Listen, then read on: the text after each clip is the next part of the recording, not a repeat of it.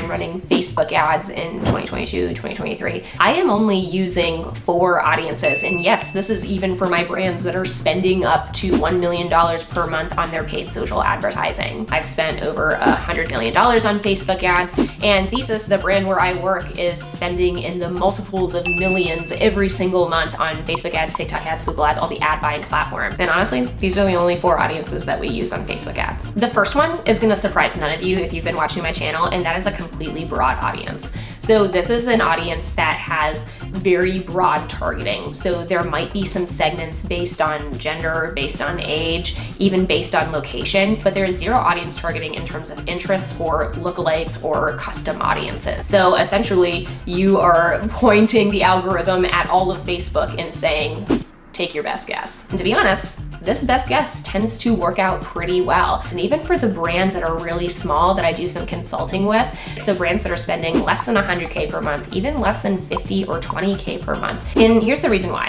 Facebook knows better than you who to target and where to place your ad creative. So Facebook, Instagram, Reels, Stories, feed. And using a broad audience is the Facebook equivalent of letting Jesus take the wheel on targeting.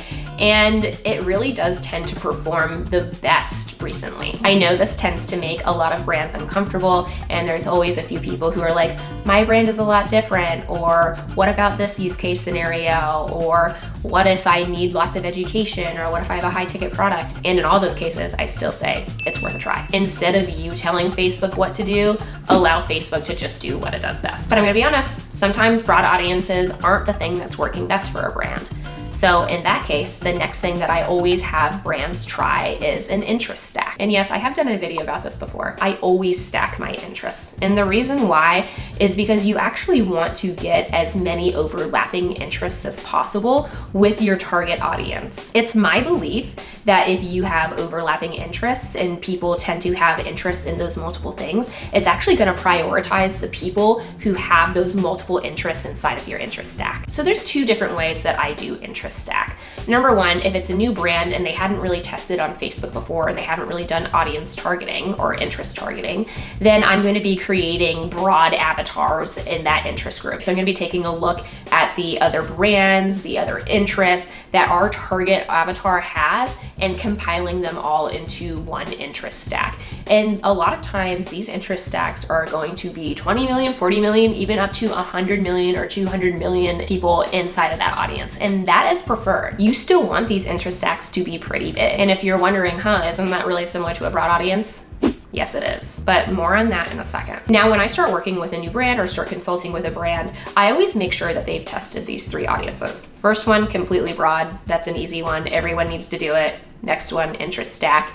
Number 3 is going to be a lookalike stack. And I really encourage people to not overthink this. If you're worried about, what percentage of lookalike should I be using, really think about your spend or your brand journey in this regard. So if you've spent less than 100K on ads total, then do your 1%, do your 3%. But if you spent more than 500K or more than $1 million, that's when I would just be going to the 5% or the 10%. And really what I'm looking for here is a stack of all of the highest event that you are going for. So if you are going after those purchases, let's do a 3% on your pixel purchases, 180 days. But let's not just stop there. Let's be sure to also get a lookalike based on your custom list export or from your Klaviyo so that you can have a lookalike based on all the people who've ever bought from you.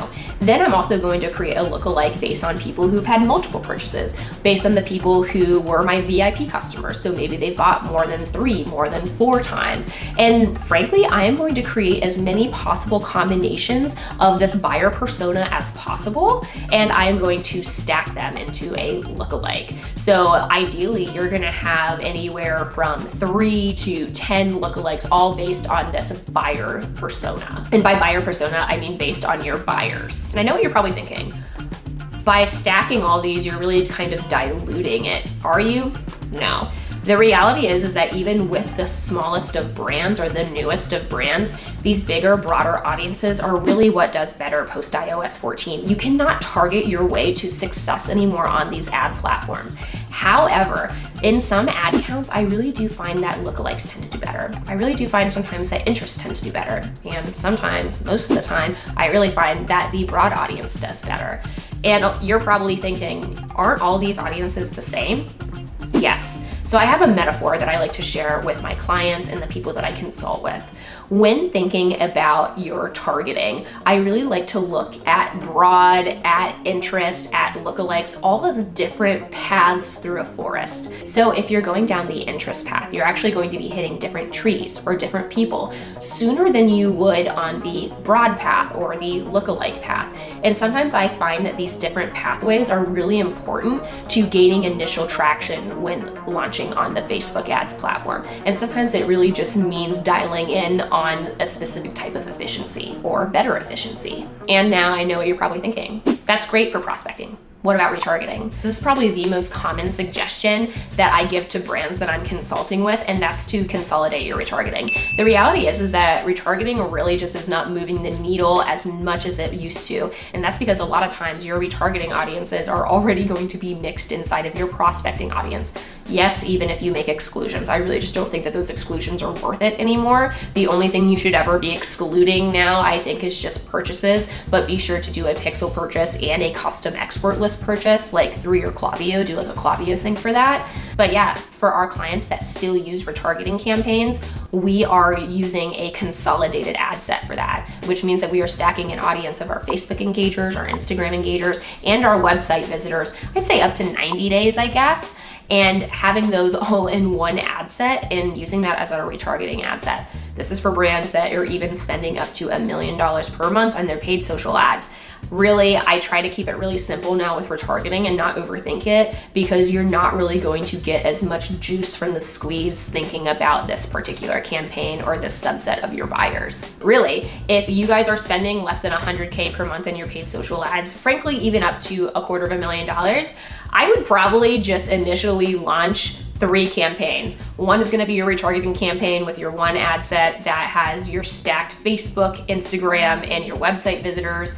And then you're gonna have another core campaign, which is gonna have your best performing ads inside of a lookalike stack, inside of an interest stack, inside of a broad stack. And your third campaign is just simply going to be your creative testing campaign, where for each new creative batch, you are going to be testing on a completely broad audience. And the idea here is you wanna test your creatives on broad and create creative made for broad audiences, because that's the most scalable. It's also gonna have the best likelihood to work on your lookalikes, on your interests, as well as your retargeting campaigns. You don't really want to be creating creative that is specific to one small subset audience. It's a lot better if you think about creating the most scalable creative possible. And that's it. I'm super curious about what you guys think about this video, because normally I talk about creative, so I wanted to change it up and talk about targeting. Leave me a comment below and tell me what targeting you are using right now on your Facebook ads, and I will see you guys next week. Later, bye.